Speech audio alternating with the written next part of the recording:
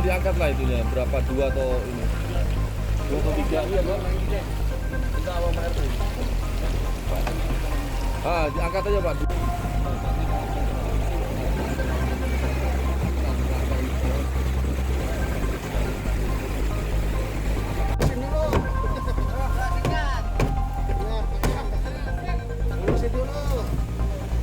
Jalan Villa ini sudah terendam banjir dari jam berapa, Bu?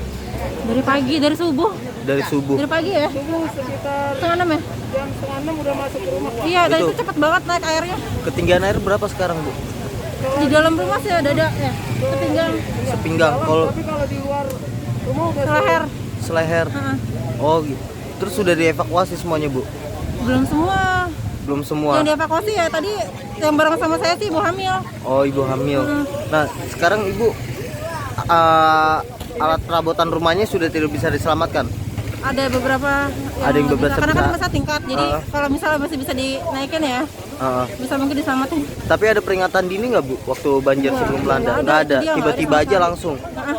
Nggak ada sama sekali Nggak ada sama peringatan sekali, dini. nggak ada. Jadi warga langsung berhamburan saja, Bu, pas banjir datang. Ini banjir tahun ini untuk pertama kali atau ini? Sebelumnya pernah saya separah ini. tahun baru. Di tahun baru 2000 Akhir bener-bener tahun baru.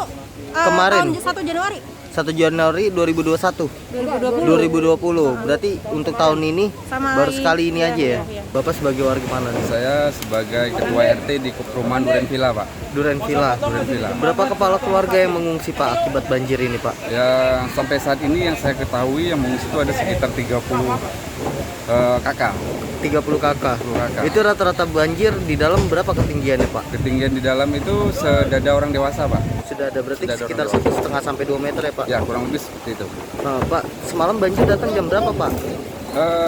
Awalnya itu jam 1 pagi. Itu hujan deras, udah mulai nampak indikasi, cuman belum terlalu signifikan. Nah, jam 3 pagi itu air sudah mulai surut, hujan sudah berhenti, dan warga sudah mulai tidak khawatir lagi. Dan kemudian jam 4 itu tiba-tiba air mulai tinggi. Jam 4 tinggi, Jam langsung 4. mendadak gitu, Pak? Jam 4 ya, itu mendadak tinggi udah selutut. Selutut. Ya, Dan ada peringatan dini, Pak, dari pihak terkait baik kelurahan, kecamatan terkait dengan banjir kiriman atau kalau peringatan dini sebenarnya sih dari awal sih sudah ada, Pak, peringatan seperti pemantauan di pintu air itu sudah ada. Sudah ada. Jadi selalu terinfo ketinggian pintu air itu ketinggian berapa. Jadi di situ buat antisipasi warga, Pak. Nah, Pak, bencana banjir ini menurut Bapak dari mana sih, Pak, awalnya, Pak? Kalau berkaca dari pengalaman tahun yang lalu sih sepertinya sih dari kiriman, Pak. Kiriman karena kalau debit hujan besar di sini daerah atas Katulampa tidak, ini di sini tidak banjir, Pak. Oh, nggak banjir. Jadi Iya. kiriman dari Bogor sana ya, Iya. Pak, banjirnya, Pak. Pak, mengingat sekarang pandemi, Pak, bagaimana, Pak, evakuasinya? Apakah ada arahan dari pihak kelurahan, Pak, untuk evakuasi korban-korban di tengah pandemi ini, Pak?